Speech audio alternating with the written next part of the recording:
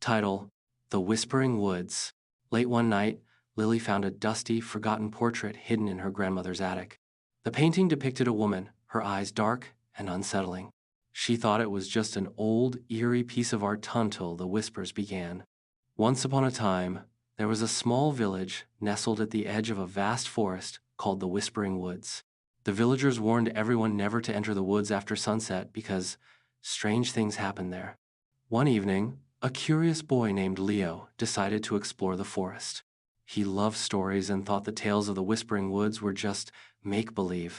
There's no such thing as haunted woods, he whispered to himself as he tiptoed past the village fence and into the towering trees. The woods were quiet at first, except for the crunch of leaves beneath his feet, but as the sun dipped below the horizon, a soft, eerie whisper began to fill the air. "Leo!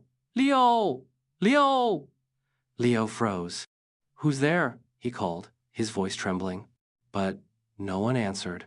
The whispering grew louder, and the trees seemed to sway even though there was no wind. He tried to find his way back, but the path had vanished. The trees now loomed like giants, their twisted branches clawing at the sky. The whispers turned into giggles, then laughter childlike but strange. Suddenly, he saw a faint glow ahead. Hoping it was someone who could help him, Leo followed it. The light led him to a clearing where a small, ancient cottage stood.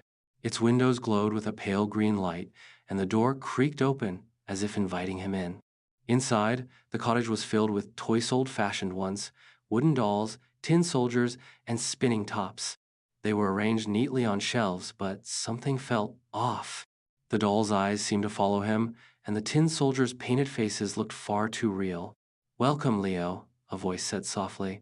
It came from a rocking chair in the corner. Sitting there was a woman with long silver hair and a kind smile, but her eyes glimmered like glass. How do you know my name?" Leo stammered. "I know all the children who wander into my woods," she said. "I give them a home. Would you like to stay?" Leo's heart raced. He noticed that the toys on the shelves weren't toys at all. They were children, frozen in time, their faces filled with fear. He shook his head. "No, I need to go home."